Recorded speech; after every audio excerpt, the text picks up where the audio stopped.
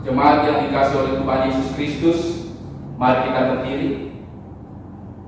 Kita minta pimpinan Tuhan dalam pemberitaan firman Tuhan. Kita satu di dalam doa. Bapa di dalam surga, kuasai kami dengan kuasa Roh Kudus-Mu, sehingga kami dimampukan untuk mengerti, memahami, dan melakukannya dalam kehidupan hari lepas hari. Berfirmanlah ya Tuhan, karena kami anak-anak-Mu siap untuk mendengarkan. Di dalam nama Tuhan Yesus Kristus kami sudah berdoa dan ucap syukur. Amin. Jemaat silakan dulu.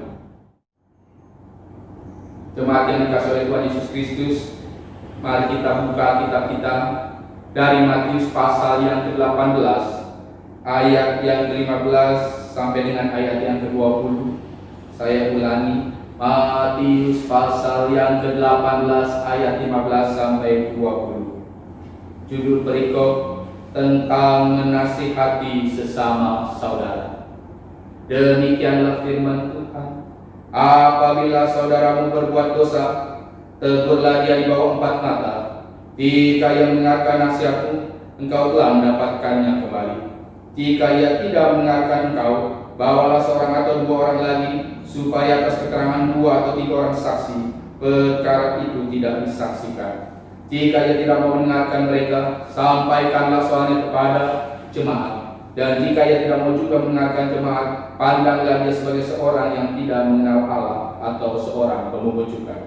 Aku berkata kepadamu, sesungguhnya apa yang kamu ikat di dunia ini akan terikat di surga, dan apa yang kamu lepaskan di dunia ini akan terlepas di surga. Dan lagi aku berkata kepadamu, jika 2 orang daripadamu di dunia ini sepakat meminta apapun juga, permintaan mereka itu akan dikabulkan oleh Bapakku yang di surga. Sebab di mana 2 atau 3 orang berkumpul dalam namaku, di situ aku ada di tengah-tengah mereka. Demikianlah pembacaan firman Tuhan. Yang berbahagia adalah kita yang mengerti, memahami, dan melakukannya dalam kehidupan hari lepas hari. Haleluya, haleluya, haleluya, haleluya.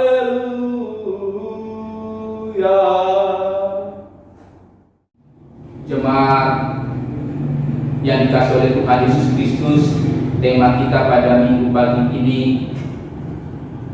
tentang teguran sebagai bentuk kasih yang menuntun orang lain dalam terang Tuhan. Teguran sebagai bentuk kasih yang menuntun orang lain dalam terang Tuhan. Masih pada situasi yang sama.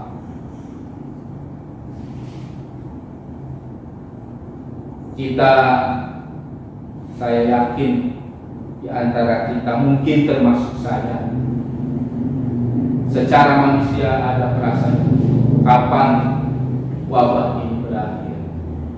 Di berita khususnya di DKI Jakarta terus meningkat. Gereja-gereja yang sudah mulai ibadah offline kembali online, termasuk Gemindo Philadelphia.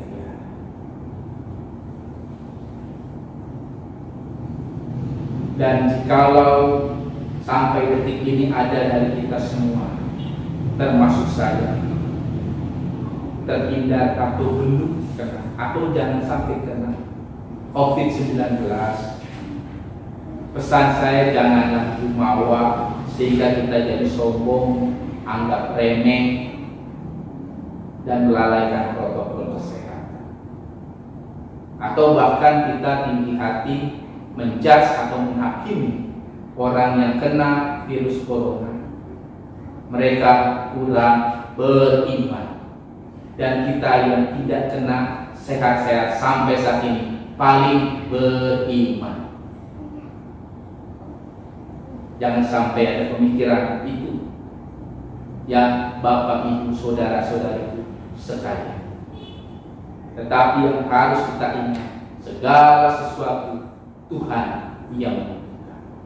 Jikalau kita masih dalam keadaan sehat walafiat hingga detik ini, mari bantu pemerintah.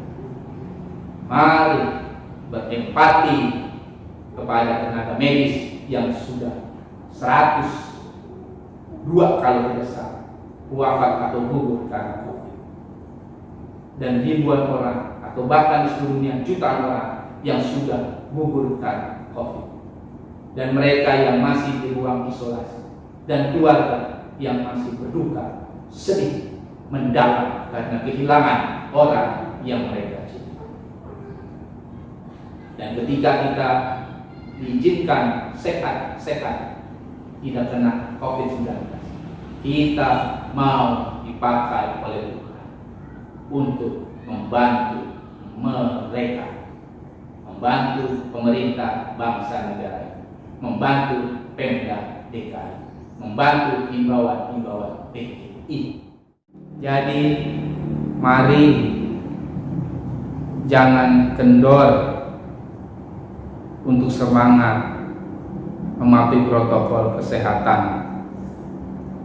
Jangan lupa maskernya dipakai, jaga jarak, cuci tangan, pola hidup bersih dan sehat. Dan kalau ada di antara kita yang tidak menggunakan masker, sekalipun istri kita, suami kita, atau anak kita, atau saudara-saudara kita, jangan sungkan-sungkan menegur atau mengingatkan demi kebaikan bersama. Memang yang menjadi sulit adalah bicara soal kepatuhan yang harus tunduk pada protokol kesehatan demi keselamatan banyak orang dan menyelamatkan nyawa banyak orang. Itu tergantung diri sendiri. Sekalipun harus dihantui dengan kejenuhan, bosan, bahkan rasa yang apatis, tetapi saya mau katakan, ini belum seberapa. Pikul salib berat seperti Yesus dicambuk, disiksa, diludahi, bahkan tertancap paku di palangnya. Bukan sekedar bicara soal kesabaran, tetapi menahan rasa sakit dan pedih dengan luka yang menyayat. Jadi saudara-saudaraku sekalian, mari pergunakan budaya kearifan lokal yang sudah kita miliki dari zaman nenek moyang, gotong royong dalam memerangi virus ini. Pejuang kita berjuang mengusir penjajah, dan pada konteks ini kita juga sedang berjuang melawan virus corona dan dampaknya, yaitu ancaman resesi ekonomi yang akan berdampak ke berbagai dimensi kehidupan kita, termasuk kehidupan keluarga dan pribadi. Jadi kalau kita tidak berhikmat dan tidak punya iman yang kuat, kita akan mudah tersungkur, saudara-saudara. Jadi mohon pahami dan patuhi protokol kesehatan. Jangan sungkan-sungkan menegur sebagai bentuk kepedulian satu dengan yang lain. Saudara-saudara yang dikasihi oleh Tuhan Yesus Kristus, bicara soal menegur adalah tindakan yang kadang-kadang enak tidak enak harus kita sampaikan, apalagi termasuk kepada orang terdekat sekalipun. Karena kalau tidak disampaikan, maka kita lalai mengingatkan orang, khususnya orang yang melakukan atau kesalahan tindakan. Dan kalau kita tidak ingatkan, dia akan terus terjerumus ke dalam hal yang tidak baik.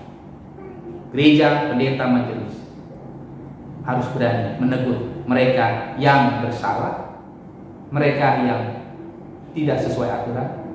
Agar apa? Agar mereka yang ditegur sadar dan tidak berbuat kembali, atau bahkan tidak mengulangi hal yang sama yang buruk yang berdampak bagi kehidupan pribadi dia sendiri dan kita dalam kehidupan bergereja. Jadi bertegur atau menegur orang adalah panggilan gereja. Ini tantangan. Kadang-kadang kalau saudara kita salah, dekat atau keluarga kita, mau tegur enak gak enak. Tapi kalau gak ditegur salah. Menegur atau teguran dalam Kamus Besar Bahasa Indonesia memiliki arti mengajak bicara, mengkritik, mengevaluasi, mengingatkan. Ya. Mengingatkan orang yang melakukan tindakan keliru atau melakukan kesalahan. Jadi ada pesan moralnya sebenarnya kalau kita melihat makna dari kata teguran. Dan kadang-kadang belum tentu setiap orang siap untuk ditegur, termasuk kita. Ditegur sedikit baperan, kemudian tersinggung, kecewa, buntut-buntutnya kalau gereja tegur padahal kita salah, udah tidak muncul lagi di ibadah-ibadah. Dan sebenarnya kalau kita mendengarkan khotbah firman Tuhan, kita juga sedang ditegur. Bukan hanya jemaat yang mendengar, tapi pendeta, majelis dan semua pelayan sedang ditegur. Dan menjadi orang yang bijak harus siap untuk ditegur. Dan kalau ada orang yang menegur, jangan tersinggung. Berarti dia sayang kepada kita. Dia mengingatkan kita. Itu juga kalau gereja, pendeta, majelis menegur, itu ada hal yang baik supaya kita tidak selalu jalan dalam tindakan yang salah atau keliru, merugikan diri sendiri, keluarga, gereja, dan orang banyak. Dan memang untuk menegur itu tidak mudah, harus punya keberanian, harus tegas dan tidak pandang bulu. Mau kaya, mau miskin, mau paling berpengaruh di gereja, ya kalau salah ya harus ditegur. Mau paling banyak ngasih uangnya di gereja, kalau salah ya harus ditegur. Pendeta juga harus ditegur kalau salah. Yang tegur siapa kalau pendeta salah? Ya dalam rapat evaluasi atau bidang pelayanan sinode, domingo. Bahkan kalau pendeta yang salah dan terus melakukan kesalahan, apalagi kesalahan moral yang tidak baik, yang melawan kehendak Tuhan, siap-siap pendeta itu juga ditegur oleh Tuhan. Jadi marilah hidup yang baik, yang berkenan, yang benar-benar penuh dengan kearifan, penuh dengan kebijaksanaan, sehingga kita tidak salah melangkah dalam melakukan segala kegiatan, baik lewat perkataan kita, pikiran kita, yang kemudian kita lakukan dalam kehidupan hari lepas hari. Kalau kita membaca dan memahami Matius 18 ayat 15 sampai 20 ini, coba kita lihat sama-sama yang tadi sudah kita baca dan kita simak.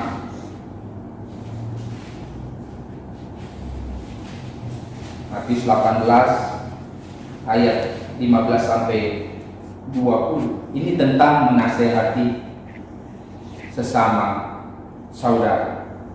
Jadi rupanya dalam menasihati atau menegur sesama kita punya step, punya langkah, punya cara. Tidak asal main tegur aja sehingga orang sakit hati, patah hati, sudah tidak respon atas teguran kita yang sebenarnya membawa kebaikan. Jadi teguran itu ada caranya, menasihatkan itu ada caranya. Jadi tidak membabi buta, tidak di depan orang. Itu namanya bukan menegur, mempermalukan.